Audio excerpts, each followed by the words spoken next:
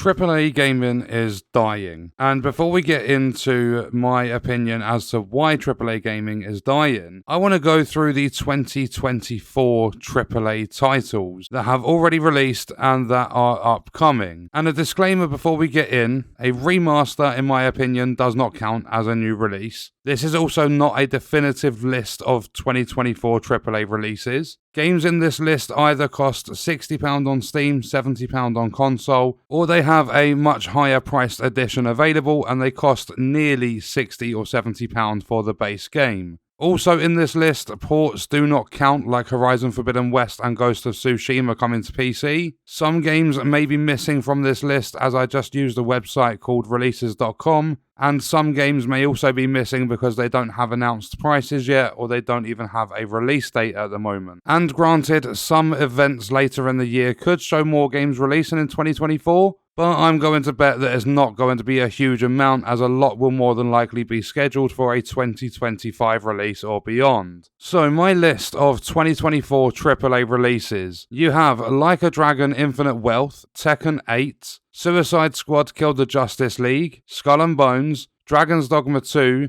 Rise of the Ronin, Stellar Blade, Top Spin 2K25, that's only because it has an edition for £105, F1 or Formula 1 24, Black Myth Wukong, Star Wars Outlaws, Stalker 2, and that's only because it has a £95 edition, and Warhammer 40k Space Marine 2. So yeah, there's not many AAA titles or like big titles in 2024 at all, because over half of that list hasn't even released yet. And we are a third of the way through the year. But also, if we take a look at the top 100 most concurrent players list on Steam, so as of right now, the most played games on Steam based on concurrent players, AAA games from 2023 to 2024 that are in this list are FC24 and Dragon's Dogma 2. The 98 other games in this top 100 concurrent player chart are either games that are cheaper than a AAA game that did release in 2023-24, or they are older games. So that leaves the question, why is it that the newest AAA games aren't not even topping the charts, but they're not in the charts at all? Why do I think AAA gaming is dying? I believe there are many reasons for it, with one of them being that games are far too expensive for a casual audience. If you look at Star Wars Outlaws, it's £70 for the base edition on console that comes with absolutely no extras, and gamers are going to usually want all they can get their hands on with the newest release that they want to play. Ubisoft then also want £120 for the biggest edition of Star Wars Outlaws, and that gives season passes, early access, and one bonus mission with a few cosmetics or whatever, and that just simply doesn't provide enough for the person buying it. When they could end up waiting years for the DLC to be released, they probably wouldn't, but there is a small chance. And if the player just instead waits until the DLC is released or around that time, they're probably going to get the game for a lot cheaper.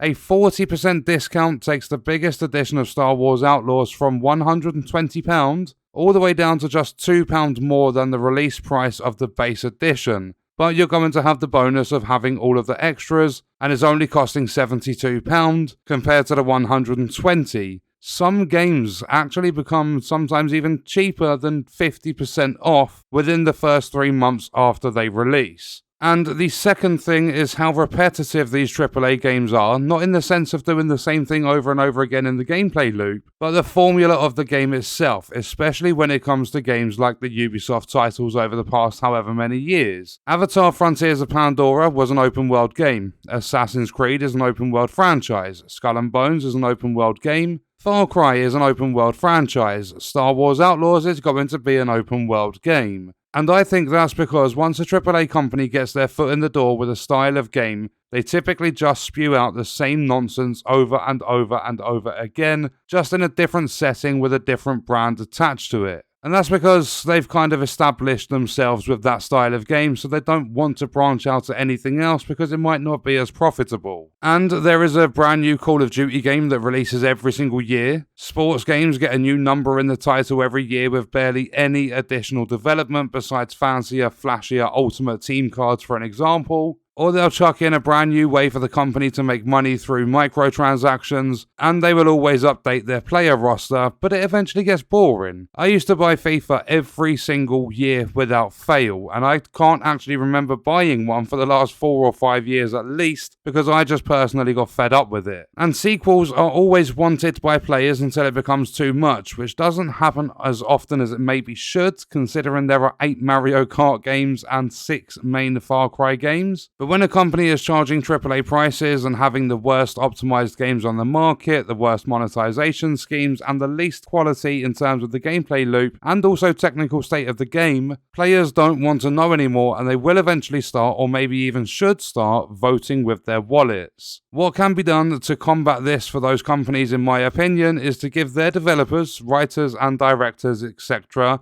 more creative freedom. Not necessarily to stop what they're doing, because it obviously still works in some part, but a little bit of creative freedom will go a long way to maybe letting their developers release one brand new game in the middle of 2 repetitive releases. For an example, look at the game It Takes Two. That game is loved by almost everyone that plays it, with almost 140,000 Steam reviews being 94% positive, and it was published by EA, but because there was creative freedom from the developers, it wasn't the same rubbish that we get year in, year out. And because it was fresh, with care taken during development and not being rushed out by publishers because the investors are breathing down their necks, It Takes Two was a huge success. And that's the same reason for Palworld and Helldivers 2. That's the reason they are so successful. You can pick up both those games for the price of a single AAA game, and they are innovative. Palworld takes Pokemon and Ark, mixes them together with the developer's own vision in an open world survival game, and they executed it really well. There's also no microtransactions that are plaguing the game. There's no waiting 3 months for the next season to start that's going to cost £10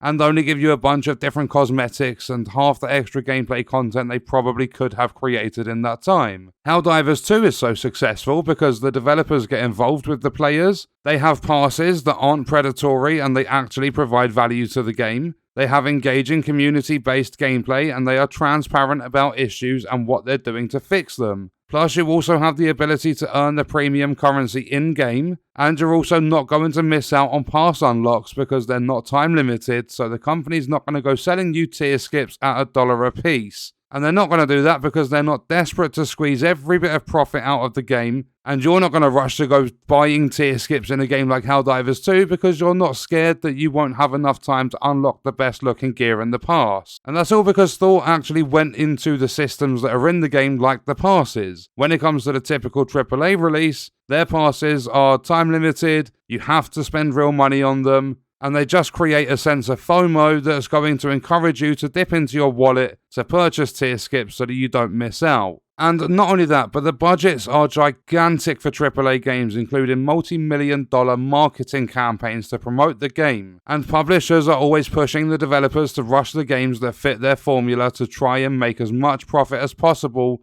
which often backfires nowadays. Some publishers even give developers a long time to work on a game, and when investors start pushing for a product, they rush it out before it's done. And for an example, look at Suicide Squad Kill the Justice League. It's taken 7 years to develop. Its cost was an estimated $200 million, and their all-time peak of concurrent players on Steam is less than 13,500, with the first season of the game, because it's a live service season-based title, pushing players away from the game, and they already didn't have many players to begin with. But that's another thing, how long these games are taking to develop now. Finding a balance seems to be impossible for publishers. In the late 90s to early 2000s, Rockstar were pushing out GTA games every other year, and now we haven't had a new GTA release for over 10 years. It can't be the easiest thing because you don't want a 10-year cycle for your games, just like you shouldn't want a 1-year cycle, and I'm looking at Call of Duty when it comes to the 1-year cycle, but that's where another point comes in. Money. This is a huge decision maker for companies. Rockstar stopped working on Red Dead Redemption 2, they put all of their workforce on GTA because it makes the most money by far, and Call of Duty probably only released Modern Warfare 3 last year because Modern Warfare 1 and 2 made them so much money. Money is a huge issue in the AAA gaming space,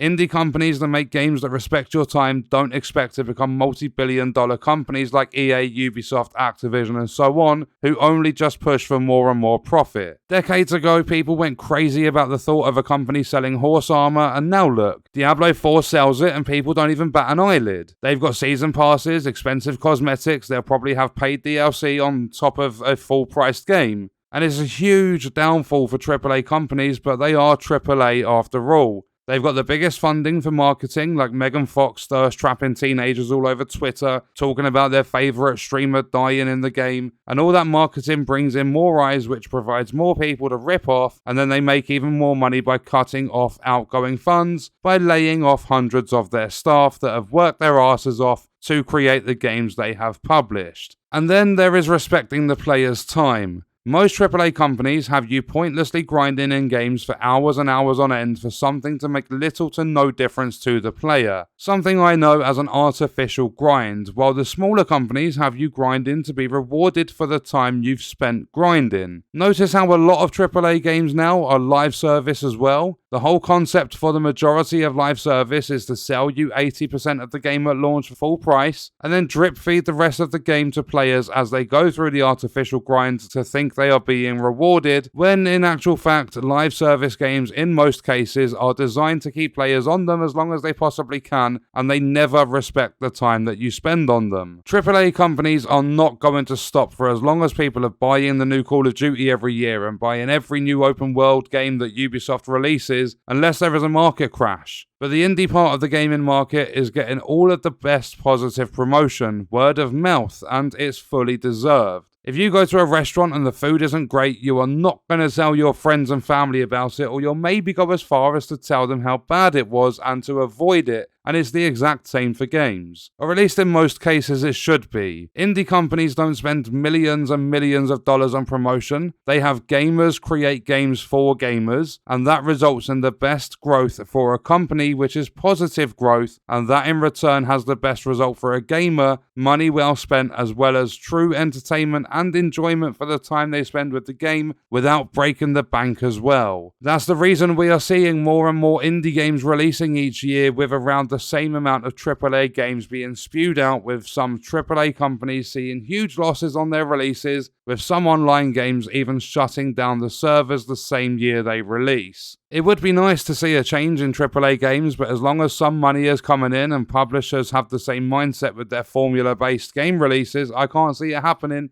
unless there is a AAA market crash. We need to see more and more releases like Palworld and Helldivers 2 to show the big companies that what they're doing won't necessarily work forever, and that there is actually more profit to be made from creating good games that players want to play and share with their friends. And in this video, I have praised developers a lot rather than publishers, and it's not always the developers doing good. When you find a good game developer, they are going to create a game that they would want to play themselves and they would be happy with. Someone I'm going to call a gamer developer, which you are going to see a lot in the indie companies. And on the other hand, through most AAA companies, you have a game developer without the R at the end of game, and they are simply just creating the game because they are being paid to create the game. They've got no idea about the game itself, and they don't care about the game either. Just like the developer that sat there during Call of Duty Vanguard interviews saying that Call of Duty has no memorable standout flagship characters like Halo's Master Chief. Poor old Captain Price. It feels as though AAA gaming is starting to die out, and I'm not even sure if that's a bad idea, as indie games have provided me with much more value for my money and a lot more entertainment, which is what games should be designed to do.